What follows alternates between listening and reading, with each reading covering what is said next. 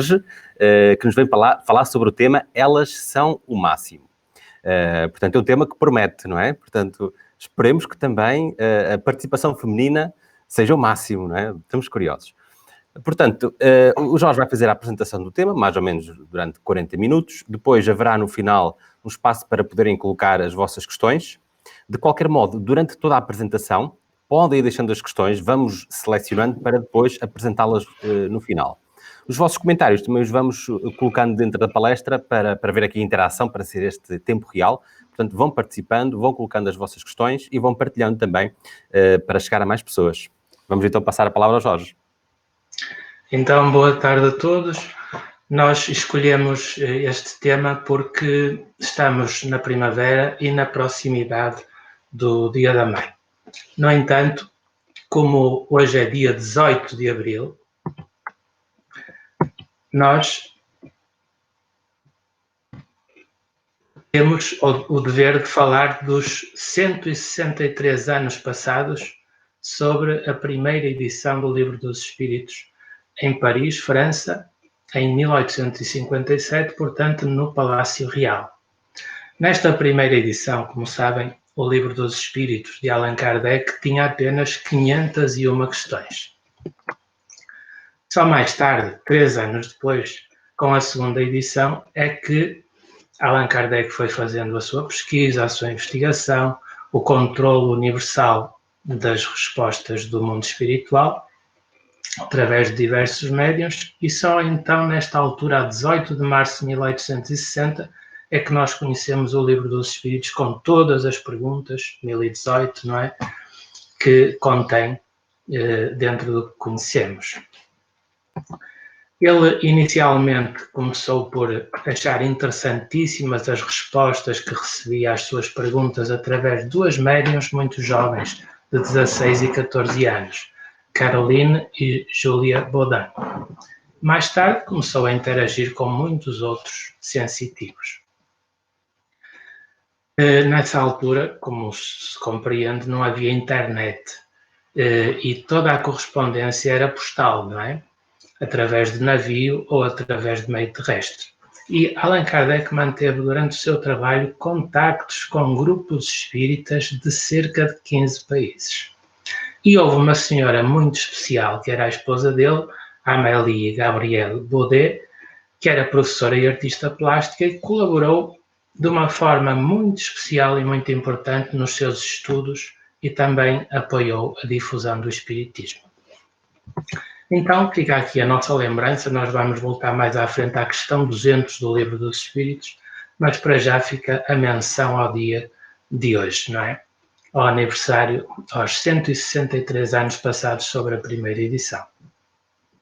Então nós achamos que podemos trazer hoje aqui para levantar algumas perguntas, alguns dados sobre esta época do novo coronavírus que está a modificar tanto as nossas vidas. Vamos relacioná-lo com um universo bastante diferente, que são as inscrições no curso presencial numa associação do Porto do Curso Básico de Espiritismo, e vamos também verificar alguns dados de anotações que tivemos durante praticamente um ano de reuniões mediúnicas. E vamos fazer uma espécie de comparação entre o género masculino e o género feminino.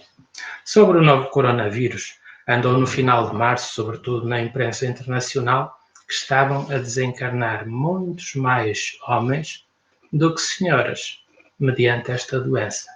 Por que é que isto se revela assim? Depois, também se verifica que há um desfazamento muito acentuado entre as inscrições presenciais ao longo dos anos nas turmas do curso básico de Espiritismo. Nós temos os dados de uma associação do Porto, as totais, e é com base nesses dados que vamos levantar essas perguntas. E também nós verificamos um padrão, que é o facto de, no universo de necessidade de ajuda das reuniões mediúnicas, se manifestarem mais espíritos de perfil masculino do que de perfil feminino. E aqui podemos transversalmente talvez tirar algumas conclusões. Bem, vamos ao preâmbulo. Estamos numa época em que a natureza fechou o capítulo do inverno. o frio, e começam então as flores do bosque a brotar a partir do solo.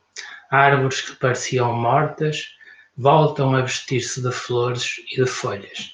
É a celebração da fertilidade, é o novo ciclo da vida, é a renovação do património. No entanto, é como se a terra fosse algo feminino e a semente algo masculino na nossa cultura. E nós vemos que ao longo dos séculos, hoje menos, bastante menos do que até há pouco tempo na história, tem havido uma hegemonia esmagadora por parte do género masculino. Inclusivamente, isso é tão acentuado que na cultura judaico-cristã, Deus é homem. Segundo as religiões tradicionais, Deus seria um homem de barbas velhas, não é? De barbas brancas, sentado numa cadeira ou num trono, e naturalmente que não é essa ótica que os espíritos nos trazem. Falam-nos, inclusive, no livro com que abrimos esta apresentação, que a inteligência suprema, causa primeira de todas as coisas, não tem qualquer componente antropomórfico, ou seja, não tem nada de perfil morfológico humano, não é? Devemos adorar Deus em espírito e verdade.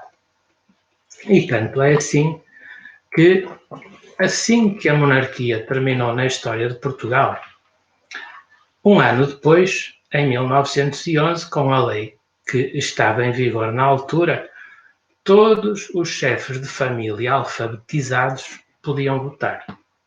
Ora bem, havia uma médica, uma das primeiras médicas portuguesas, Carolina Ângelo, que era viúva. E quando eram viúvas, eram as chefes de família. E então ela conseguiu contornar essa lacuna na lei e fez questão de votar. Isso pôs os cabelos em pé de quem os tinha. Dos políticos da altura, o que é que eles fizeram? Não tardaram nada e nas eleições de 1913 a lei já tinha esse buraco tapado e então ninguém do sexo feminino poderia votar nessas eleições. Só muito mais tarde, por altura de 1931, é que com limitações as senhoras puderam começar a votar. Ela foi contemporânea, Carolina Ângelo, de uma outra médica, Amélia Cardia, que consta uma das primeiras 5 senhoras a tirar licenciatura em medicina em Portugal. Amélia Cardia era também escritora. No site da Imprensa Nacional Casa da Moeda, aqui há uns anos, encontrei algumas páginas de um dos livros dela sobre crónicas de soldados da Primeira Grande Guerra Mundial, muito bem escrito. E ela foi fundadora, esta médica Amélia Cardia, da Federação Espírita Portuguesa, com outro médico, António Joaquim Freire, e com outras individualidades da altura. Curiosamente, Amélia Cardia, segundo rezam os registros, nasceu antes de Carolina Ângelo e desencarnou depois dela, porque Carolina Ângelo acabou por desencarnar na casa dos 30 anos de idade, Amélia Cardia na casa dos 80. Então é assim, nós vemos que as mães são algo de uma dedicação fantástica, de noite e de dia, mas chega uma altura em que os filhos acabam por se tornar autónomos, é uma questão de tempo. E depois todo aquele foco de dedicação, de cuidado, de generosidade, de bondade incondicional, fica uma energia quase atirada ao vazio. Então, o que fazer? Algumas começam a pensar na questão da beleza que tiveram na juventude, nas rugas cavadas no rosto, noutros problemas, e às vezes a gente esquece de olhar para o lado, para a natureza, que nos recoloca diante da realidade. Eu lembro-me muito em relação à velhice da questão das flores e dos frutos. Agora na primavera, antes que as folhas nascessem nas cerejeiras, nas macieiras, nas pereiras e nas outras árvores de fruto, e muitas outras, primeiro vieram os botões e as flores. E a gente olha para a beleza de uma árvore de fruto coberta de flores e pensa ou gostaria que aquilo durasse assim para sempre. Tanta é a beleza que ostenta. Mesmo assim, a flor nunca foi o objetivo da árvore. É um anúncio que chama à distância os insetos polinizadores que estão associados à sua floração. Com a contribuição dos insetos, que colhem um pouquinho de açúcar, elas acabam por ser polinizadas, o que leva a maior riqueza genética, a maior fecundação e à produção de mais frutos. E na nossa vida é um bocado assim. Nós chegamos a uma altura em que praticamente somos flores, mas o objetivo é chegar ao fruto que contém dentro de si as sementes. A semente, quando nós chegamos a essa idade avançada, é sobretudo a sabedoria que amadurecemos ao longo das nossas experiências de vida. É aquele dos ciclos dos renascimentos, das vidas sucessivas em que nós vamos sedimentando cada vez mais camadas de aprendizagens sucessivas. Então é muito importante nós vermos que quando chegamos, os homens também à idade da reforma, de repente fica um vácuo de atividade, uma indisciplina de produção, não é? Da ocupação do tempo, que é muito importante a gente perguntar-se o que é que gosta de fazer. E caminhar nessa questão também de autodescobrimento, para ter o prazer de tornar o tempo útil, não é? Isso deve acontecer quer do ponto de vista mental, quer do ponto de vista físico. Quando nós temos tendência a exercitar pouco o nosso corpo, o que acontece é que coisas de sistemas tão importantes como o plexo cardíaco, a questão da irrigação cerebral, acaba por começar a atrofiar. E há muitos micro-AVCs, dizem os médicos, que podem acontecer até sem darmos por isso, e há áreas no nosso organismo que vão começando a fechar, vão começando a ter mini-mortes, não é? Nanomortes, se assim podemos dizer. E isso pode levar à demência precoce, que muitas vezes é confundida com Alzheimer, não é? Então é muito importante a gente manter a oxigenação do corpo através do exercício de ginástica, não é? E essas coisas. E aproveitar esse tempo para ser criativo no domínio da autoeducação, porque nós entendemos, face às evidências que são mais que subejas, que a vida nunca vai terminar depois do corpo cair. O nosso corpo espiritual vai acabar por se desligar e nós vamos continuar a nossa vida além desta dimensão material. Então, para mudarmos a página, nós, os homens, temos que nos pôr finos, não é? Porque se nós olharmos para algumas exceções na natureza, nós vemos que podemos até ser dispensados. Sabem que existe a possibilidade em vários organismos de nascerem e se desenvolverem a partir de um embrião sem fertilização masculina. Isso acontece nos répteis e às vezes as espécies mantêm os dois sistemas, quer a partenogênese, aquilo que referimos há bocado do embrião poder desenvolver-se sem fertilização, aí estamos muito perto do que é a clonagem, e tem um inconveniente, é que os organismos vão ser todos iguais. A partir daí, se houver um vírus, uma bactéria, o sistema imunitário, se não o aguentar, morrem todos da mesma maneira.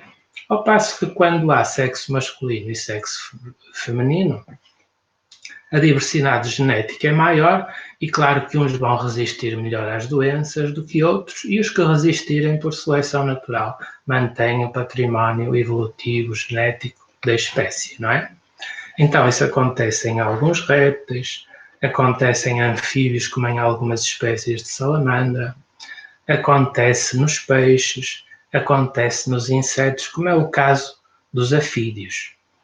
Os afídeos estão bem mais perto de nós, porque em qualquer jardim que a gente passe nesta altura, ali assim aquele talo ampliado é de um funcho, um raminho de funcho, vejam a quantidade de afídeos que estão ali a sugar a seiva e a alimentar-se dela. Eles fazem partenogênese, conseguem ver na ponta da seta vermelha um a nascer, geneticamente igual à progenitora, mas ali não há mais.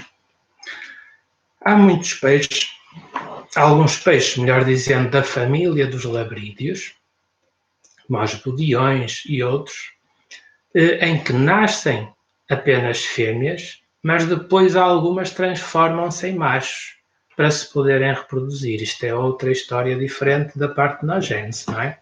E peixes tão nossos conhecidos como as douradas são machos até mais ou menos os 2 anos de idade, depois as gónadas transformam-se e evoluem para fêmeas.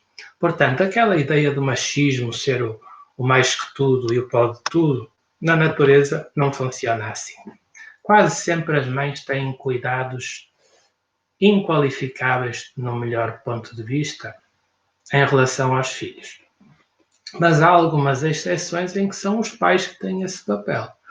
É o caso da jaçanã, que é uma galinha d'água, praticamente uma galinha d'água, como as nossas, apesar de serem bastante diferentes, em África, em que o macho aceita no seu ninho ovos de várias fêmeas, elas dão à sola, vão-se embora, ele choca os ovos e depois cuida das crias. As duas espécies de sapo-parteiro que nós temos em Portugal também são um exemplo de pais muito dedicados.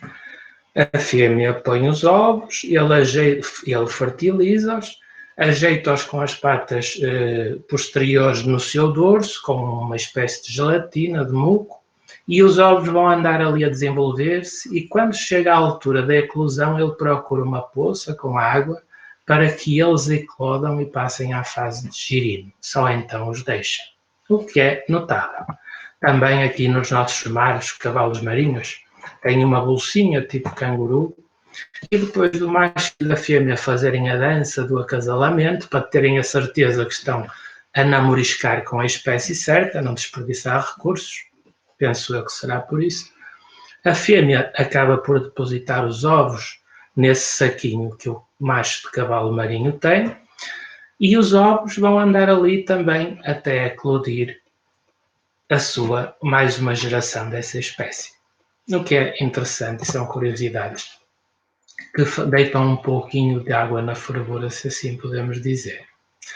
Agora, sobre a questão do novo coronavírus, andava aí na imprensa internacional um gráfico que dizia, nos finais de março, que por cada 10 casos femininos de desencarnação por coronavírus, na Itália, por exemplo, havia mais 24 de masculinos, na França mais 14, na Alemanha mais 16, no Irão mais 14 também, como a França, na China mais 18 e na Coreia do Sul mais 12. Aqui em Portugal, eu estive a ver a última semana, alguns dias, por exemplo, dia 14, se encarnaram homens 287 e senhoras 280. Dia 15 foi de 303 para 296. Dia 16, dados oficiais, 318 para 311. Dia 17, 334 para 323.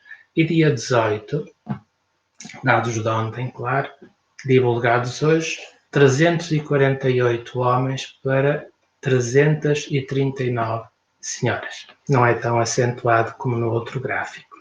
No entanto, vamos a outra fonte internacional e nós vemos que a probabilidade de ser infectado pelo novo coronavírus varia segundo o género.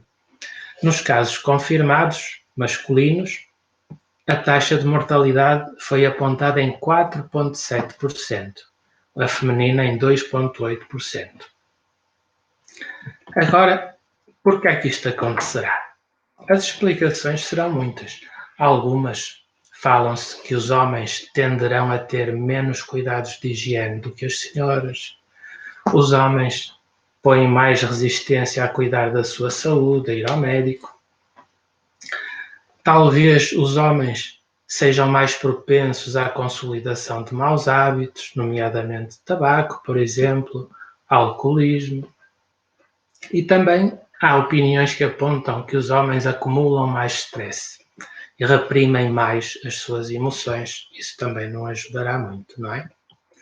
Bem, mas há outros dados que nós podemos enfileirar aqui assim, que dizem respeito, por exemplo, a uma turma presencial. de curso básico de Espiritismo numa Associação Espírita do Porto. É um curso completamente grátis, começa em setembro, acaba em maio, junho. E nesta associação há turmas à segunda-feira à noite e há uma outra turma ao sábado de manhã. E nós fomos ver os totais dos dados do ano passado e deste ano e temos que para as segundas-feiras inscreveram-se 22 senhoras contra 10 senhores, não é? Na turma de sábado, isto em 18-19, foram 15 senhoras contra 6 homens. Este ano, às segundas-feiras, tivemos 29 senhoras inscritas contra apenas 9 homens. E na turma de sábado tivemos 24 senhoras a inscrever-se com apenas 11 senhores nessas turmas de sábado. Como se vê, o sexo feminino inscreve-se muito mais para obter conhecimento nesta área do que o masculino. E isto não foi só nestes 2 anos. Agora, como é que o Livro dos Espíritos nos fala, por exemplo, sobre o sexo dos espíritos? Na questão número 200, Allan Kardec pergunta: os espíritos têm sexo? E as respostas apontam neste sentido. Não como o entendeis, porque os sexos dependem da constituição orgânica. Há entre eles amor e simpatia, mas baseados na afinidade de sentimentos. Cá está, os espíritos têm sexo não como o entendeis, porque depende da constituição orgânica. Está-nos a falar de uma dimensão morfológica. Logo na questão 201, a resposta sublinha: são os mesmos espíritos que animam os homens e as mulheres. Por isso, os machistas que se ponham finos, porque se insistirem nessa prepotência, voltarão, a dada altura, quem sabe, a nascer como senhoras, não é? E depois pode haver ali um conflito. Allan Kardec comenta logo a seguir à questão 200 e 201. Os espíritos encarnam-se homens ou mulheres porque não têm sexo. Como devem progredir em tudo, cada sexo, como cada posição social, oferece-lhes provas e deveres especiais e novas ocasiões de adquirir experiências. Aquele que fosse sempre homem só saberia o que sabem os homens. Faz sentido, não é? Mas ali, quando diz que o espírito não tem sexo, na questão 200, nós devemos entender a diferença entre sexualidade e sexo morfológico. Há um exemplo que, apesar de grosseiro, nos pode ajudar a perceber isso: o abajur de um candeeiro e a luz da lâmpada que está lá no meio. A sexualidade reside no espírito e é uma luz que depois se vai projetar no abajur do nosso corpo físico, se assim podemos dizer, e então temos o sexo morfológico masculino ou feminino. Acho que assim se percebe bem, não é? Agora vejamos dados de reuniões mediúnicas em relação aos géneros. Pode às vezes estar alguém a ouvir que não saiba o que é uma reunião mediúnica. Nas associações espíritas, que são associações sem fins lucrativos, é normal, quando há condições para isso, haver um dia por semana, a uma determinada hora, geralmente depois do trabalho, com tranquilidade, um grupo preparado para esse efeito reunir-se. E nesse grupo há médiuns, os chamados médiuns psicofónicos, que popularmente são chamados médiuns de incorporação. Há pessoas que se prepararam para saber como ajudar os espíritos que se manifestam, que são os esclarecedores, e tudo isso é coordenado por alguém mais responsável que supervisiona o andamento da reunião. Neste universo, estas reuniões são feitas para ajudar aqueles que partem da vida material e se encontram temporariamente confusos. Muitos deles nem sabem que já estão na vida espiritual, tal é a naturalidade desta transição para a vida espiritual. E podemos perguntar: que tipo de perturbação começam por apresentar? Bem, eu fui aos casos de que vamos ver os gráficos já a seguir e tirei algumas meia dúzia de situações para não estar a ir à memória buscar situações de outras realidades, de outras amostras.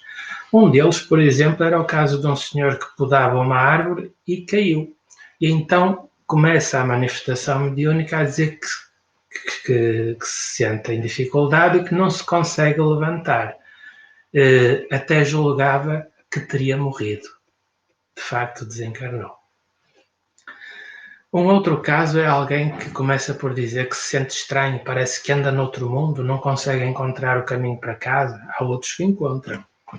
São situações muito variadas entre si. Há outro senhor que se manifesta desanimado, não tem dinheiro nem saúde, qualquer dia vai morrer, não sabe que já está do outro lado da vida. Outro caso, por exemplo, dos que vamos reunir alguns dados, não se quer mexer, teve um acidente, para não ficar pior, porque deve estar todo partido, e pede que chamem uma ambulância para ir para o hospital. Há outro que deseja que Deus lhe traga a morte porque já não aguenta mais a vida, também sem saber que já está na vida espiritual. Este caso está aqui porque me passou pelos olhos na listagem dos apontamentos que tomamos, mas faz-nos pensar um bocado sobre a questão da eutanásia, não é? Nem sempre passar as coisas da dimensão material para a espiritual vai melhorar a vida de alguém, não é?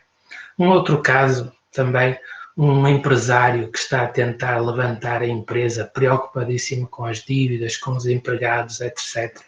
Claro que todos eles são ajudados, ficam a saber tranquilamente com suavidade o que é que lhes aconteceu e depois são entregues a alguém que os vem convidar para se harmonizarem e terem uma vida construtiva no plano espiritual. Então, nesta reunião de que nós temos os dados, nós tínhamos um médium na altura masculino e um médium feminino. E aqui estão os dados de ambos os médiums. E ao compararmos a quantidade de espíritos de perfil masculino com as que se manifestaram face aos espíritos de perfil feminino, nós vemos que há azuis tons masculinos. Entre novembro e fevereiro, nós temos 37 espíritos a manifestar sem necessidade, face a 5 femininos. Entre março e junho, nós temos 46 de perfil masculino, face a 11 de perfil feminino.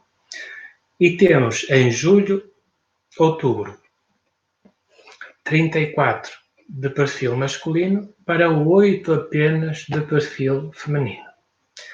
Eu não sei se tenho interesse em saber quantos masculinos e femininos se manifestaram no médium masculino e no médium feminino separadamente. Mas eu tive e fui contar as situações. No médium masculino, neste mesmo período, nos casos vistos no gráfico anterior, nós temos 21 de perfil masculino contra 1 de perfil feminino. É uma desproporção grande e continua em março e junho. 26 de perfil masculino para 4 de perfil feminino.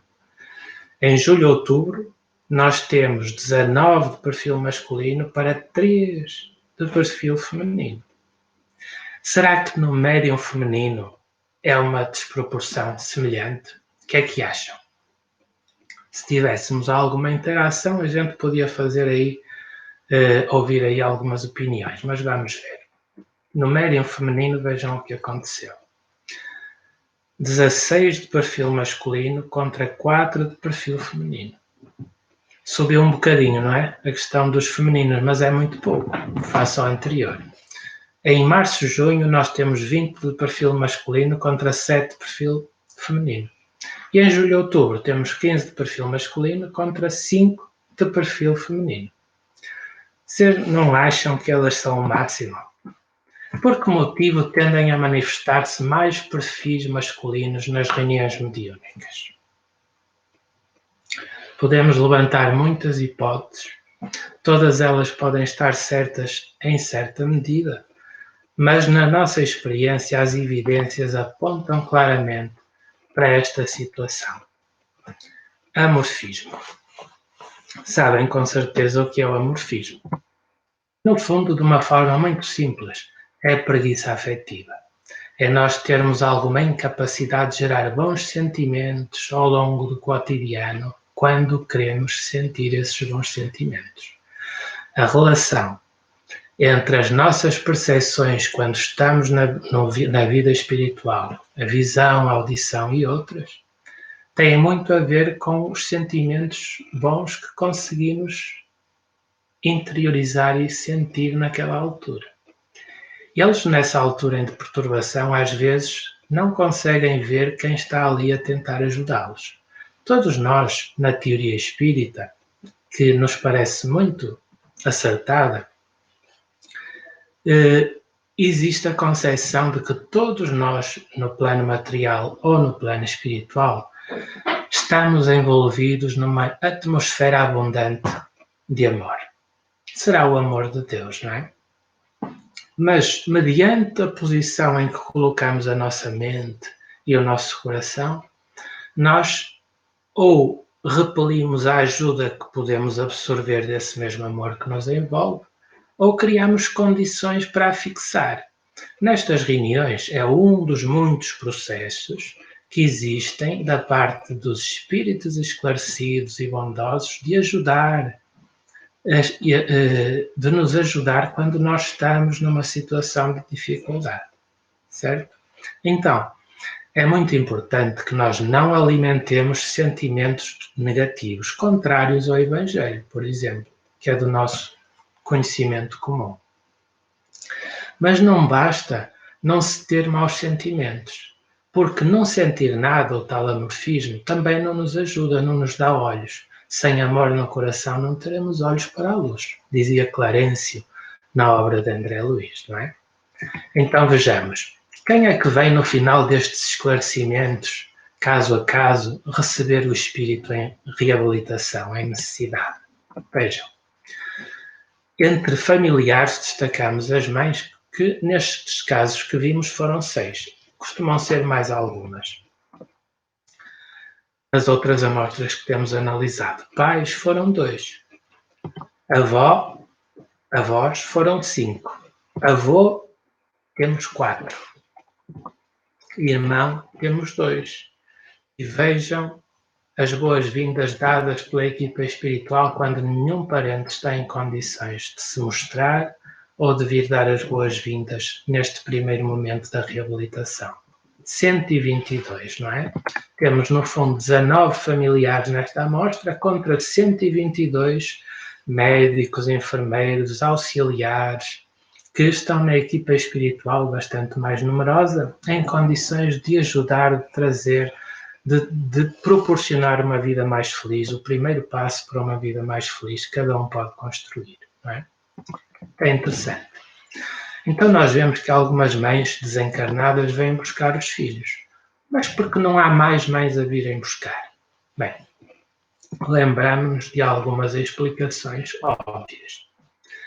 Algumas mães estão em dimensão espiritual superior, o seu corpo espiritual reflete a leveza, a bondade, a superioridade dos seus pensamentos, dos seus sentimentos, e nesse sentido, aqueles que estão mais perto da nossa dimensão, da nossa realidade evolutiva, não têm olhos capazes de os ver, ainda que estejam ali ao lado. E aí não são vistas, mas nesse caso pedem a alguém mais próximo de nós, da nossa dimensão vibratória, que nos venha dar as boas-vindas. Estes casos não estão contabilizados nos gráficos porque não temos esta informação. Outras mães podem ter renascido e estão noutra experiência, desligadas da anterior. Outras vezes podem também não ter autonomia que lhes possibilite isso. Muita gente que parece normal aqui na vida material por quem passamos na rua, ao desencarnar entra num estado de alienação ou de loucura durante algum tempo até ter vontade ou condições de se reajustar e continuar a sua vida. E há outras situações que não vêm agora ao caso, não é? Gostava de encerrar esta reflexão que nos ocupou durante estes minutos com um episódio muito especial que eu gosto de lembrar do Evangelho de João e que diz assim: então os escribas e os fariseus trouxeram uma mulher que fora surpreendida em adultério. E pondo-a de pé no meio do povo, disseram a Jesus: Mestre, esta mulher acaba de ser surpreendida em adultério. Ora, Moisés, pela lei, ordena que se lapidem as adúlteras. Qual é sobre isso a tua opinião? E comenta o evangelista: diziam isto para o tentarem e terem de que o acusar. E continua: Jesus, porém, abaixando-se, começou a escrever na terra com o dedo. Como continuavam a interrogá-lo, levantou-se e disse: Aquele de entre vós que estiver sem pecado, atira a primeira pedra. Em seguida, baixando-se, continuou a escrever no chão. Quanto aos que o interrogavam, esses, ouvindo falar daquele modo, retiraram-se, um após outro, afastando-se primeiro os mais velhos. Ficou, pois, Jesus a sós com a mulher, colocada no meio da praça. Então, levantando-se, perguntou-lhe: Mulher, onde estão os que te acusaram? Ninguém te condenou? Ela respondeu: Não, Senhor. Disse-lhe Jesus: Também eu não te condenarei. Vai e não peques mais. É de uma beleza extraordinária. Então, era esta a homenagem de gratidão que eu gostava de deixar aqui e acho que vão concordar comigo, nem que seja um bocadinho. Elas são mesmo o máximo, não achas, Vasco?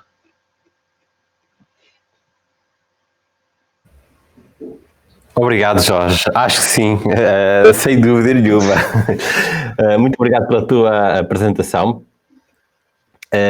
Fomos tendo aqui muitos comentários que foi fixando aqui no vídeo, mas temos aqui também algumas perguntas. Então, eu vou começar pela pergunta e vou fixá-la aqui no vídeo. Podes ver também aí, portanto, se baixar os slides, consegues ver também a pergunta.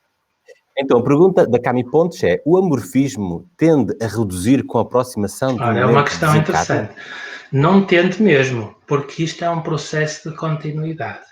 Se nós não cultivarmos aqui no dia-a-dia, na nossa vida material, essa tendência, essa capacidade de fazer gerar, quando queremos, bons sentimentos dentro de nós, que vão atuar na tessitura do nosso organismo espiritual em determinadas áreas ligadas às percepções e vamos abrir essa possibilidade, aumentar o nível de entendimento, de percepção visual e auditiva.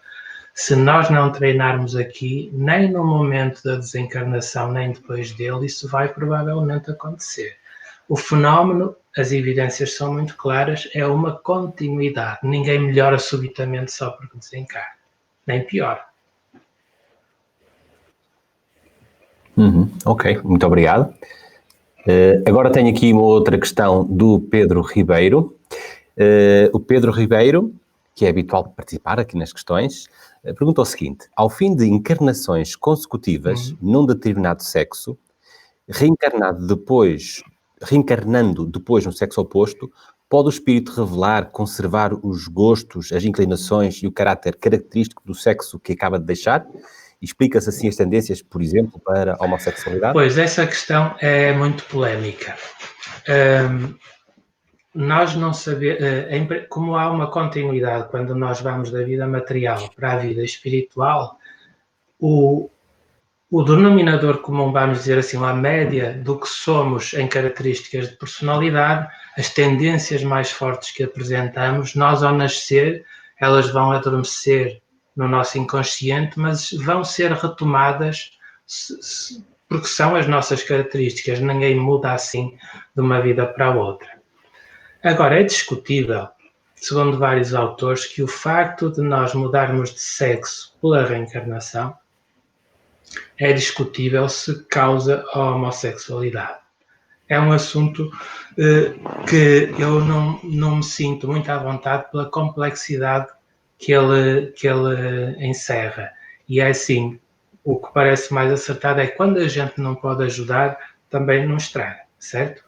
Mas, por exemplo, Herculano Pires, numa das suas obras, não sei se é Ciência e Espírito ou Curso Dinâmico de Espiritismo, porque já foi há umas décadas que eu li, ele defende, eu penso que é Ciência e Espírito, Herculano Pires, ele defende que a reencarnação não é a causa pela qual a homossexualidade se exprime, certo? Mas há outras opiniões e a personalidade humana tem tantas polarizações, tem tantas motivações, tantos reflexos condicionados, tantas experiências mal concluídas, não é? Mal arquivadas, que nós dizermos que nunca acontece sem mais evidências pode ser uma precipitação. Agora, todos nós, mesmo que tenhamos reencarnado várias vezes, por exemplo, como homens, ou várias vezes ou muitas vezes como mulheres, não quer dizer que não tenhamos as duas polaridades, certo? Mas é um assunto sobre o qual eu confesso a minha ignorância, não é? Ok, muito obrigado. Temos agora aqui uma pergunta do Ulisses Lopes. Ele pergunta assim, mas serão as mulheres mais evoluídas do que os homens? Pois, isso eu não sei responder, Ulisses. Mas todos nós, ao longo dos milénios, não é? Já teremos experienciado provavelmente as duas situações, mas é natural que insistamos durante um percurso reencarnatório ou durante um corolário, digamos assim, de vidas sucessivas, uma experiência com a qual nos afinizemos mais.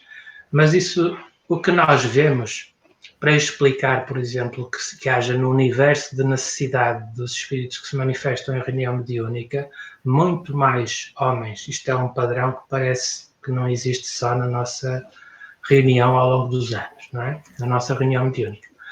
O que parece explicar isso é que na nossa cultura, os homens, por exemplo, são avessos a exprimir as suas emoções. Parece mal, não é?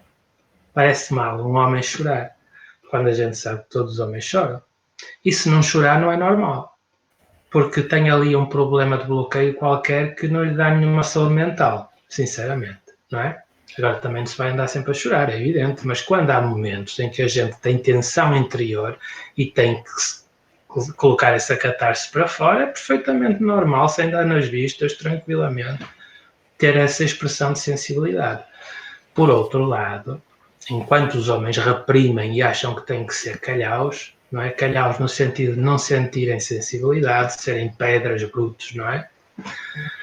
É um bocado isto que acontece na educação e que se reforça ao longo da vida. As mulheres já se podem dar ao lucro de parecer mais frágeis. No entanto, o que nós vemos é que elas são bem mais fortes, inclusivamente a resistir a infecções como a do presente vírus, não é? Isso terá a ver porquê? Com quê? Também porque quanto mais nós fazemos com que bons sentimentos nos visitem ao longo da semana e até no dia a dia, mais também melhora a nossa capacidade imunitária do organismo material mesmo, não é? Isso não nos faz mais evoluir, não faz as pessoas do sexo feminino, não as faz mais evoluídas, mas abre-lhes um campo vibratório mais amplo. A interação com os seus protetores espirituais é mais fácil, como fenómeno em si, e elas acabam por ter, no fundo, uma intuição mais bem dirigida para acertar mais do que errar, não é?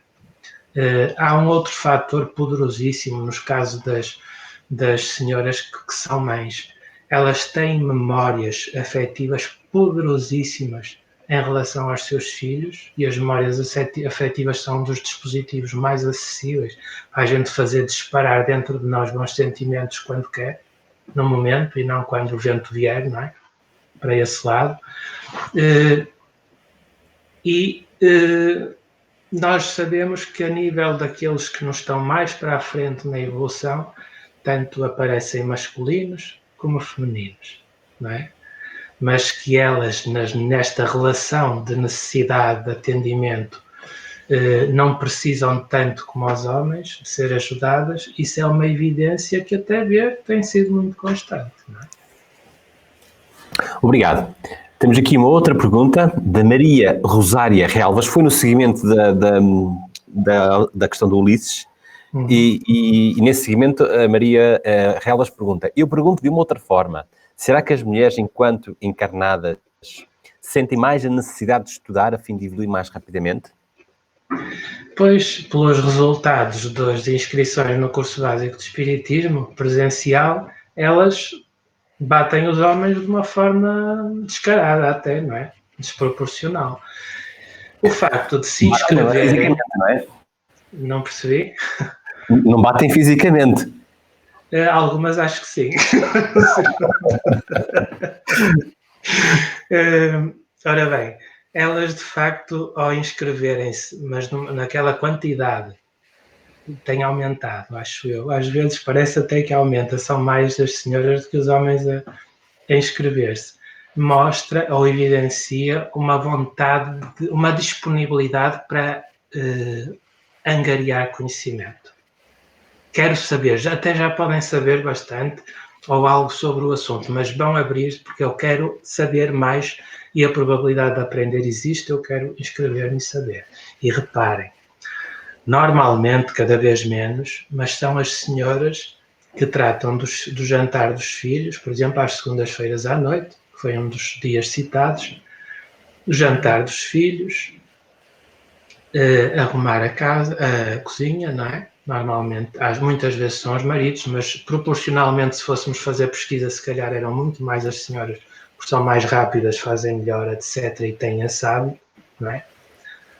Penso eu, também não sei se é bem assim como estou a dizer, mas apesar de toda esta sobrecarga, ainda arranjam disponibilidade para sair à noite, às vezes com chuva e frio no inverno, para estarem 1 hora a trocar ideias sobre o roteiro de conteúdos próprios do curso básico de Espiritismo.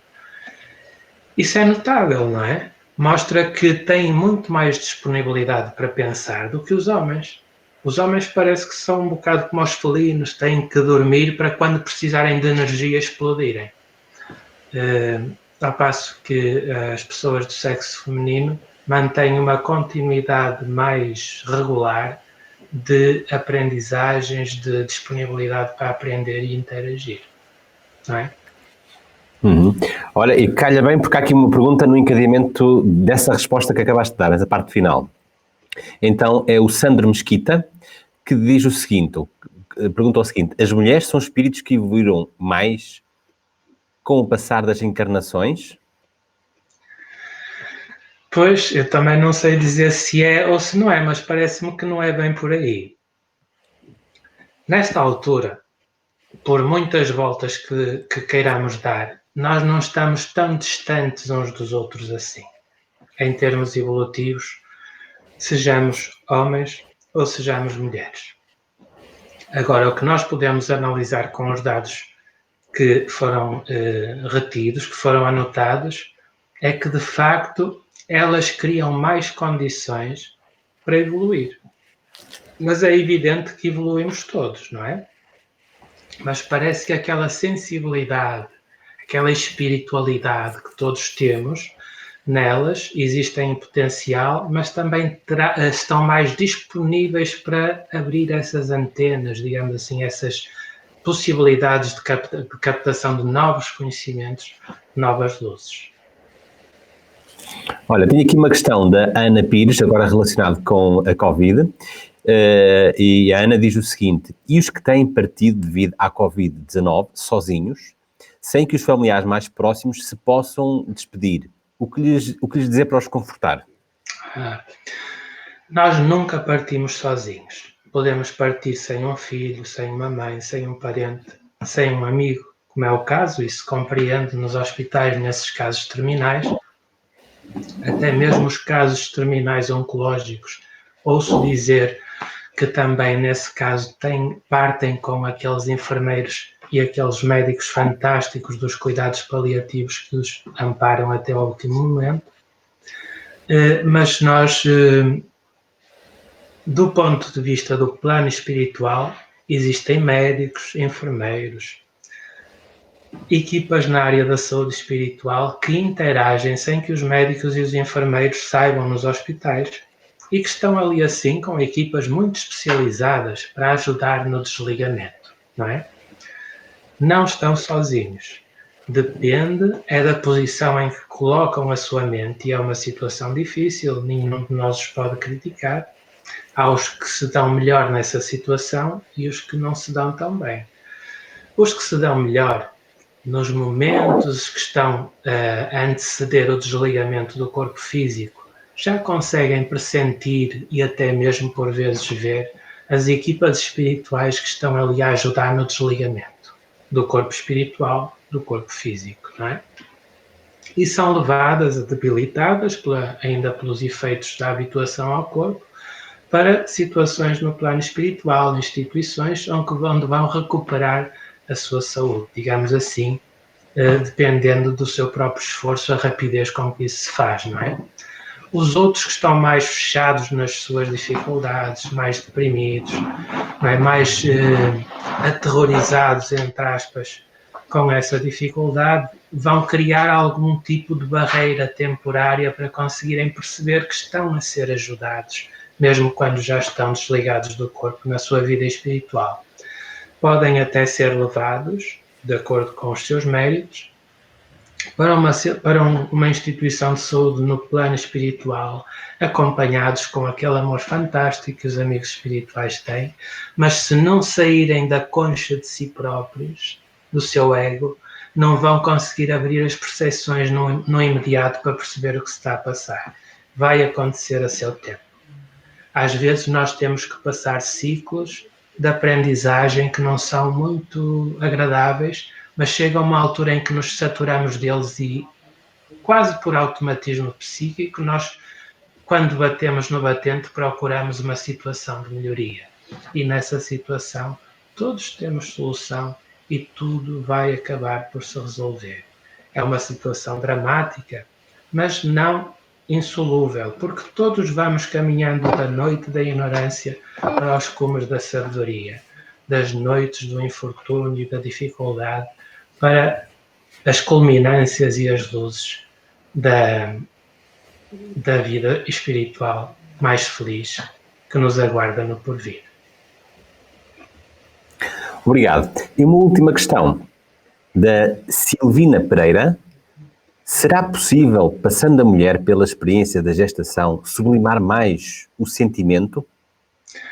Eu acho que sim, Silvina. Acho que essa questão do facto das mães poderem ser mães cria, a partir do seu próprio inconsciente, no seu psiquismo, motores de espiritualidade potentíssimos a nível dos afetos, da capacidade de amar sem pedir nada em troca, não é?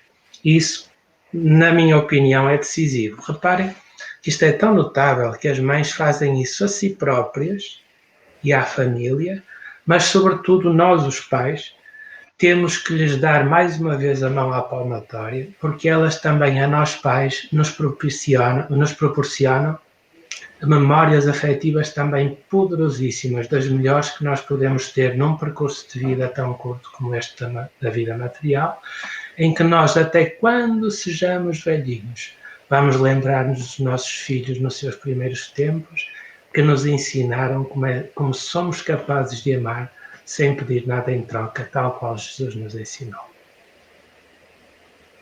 Olha, agora mesmo para terminar, no seguimento da questão da Ana Pires, ela diz o seguinte: podemos então dizer que ninguém morre sozinho?